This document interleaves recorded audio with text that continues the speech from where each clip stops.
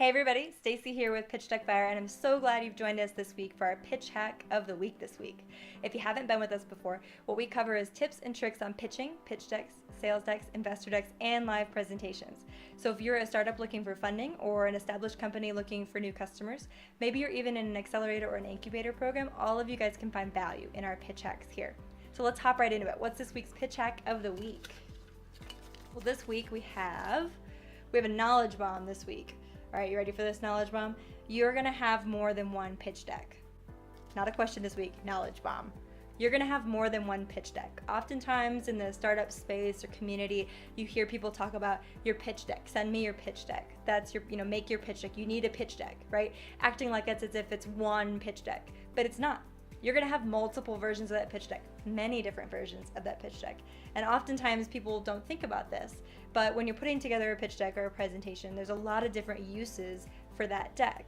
And each time you use it in a different way, it's valuable to have a different deck or a different version of that deck to use in that way.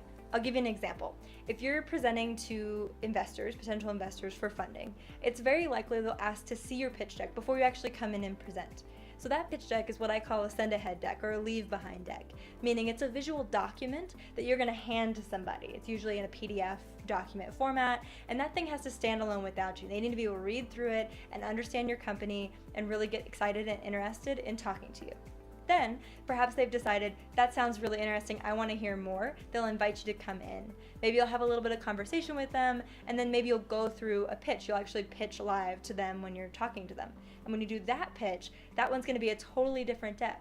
Because that deck, if it has all the same content and information as the first deck you sent to them, A, snooze fest, and B, if you're reading slides or there's a ton of really complicated information on slides, it's going to distract your audience from what it is that you're saying. So you really need the in-person presentation to be a lot more simple and have less information on the slides and be more visually appealing because it's supporting you. It's your supporting visual aid. It's not supposed to be everything and all the information that you need for your pitch deck. So in that way, you have at least two versions of your deck. Now let's think about the different ways in which you might use a presentation or a pitch deck.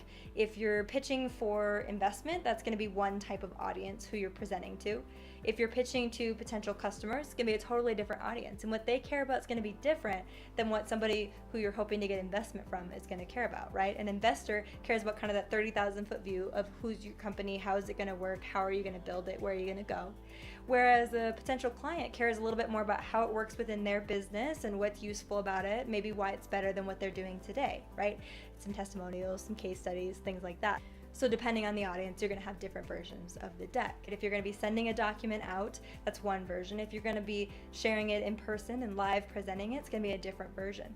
Same thing is true for each of the audience groups. So if you're looking for funding or sales, it's all different versions of your deck.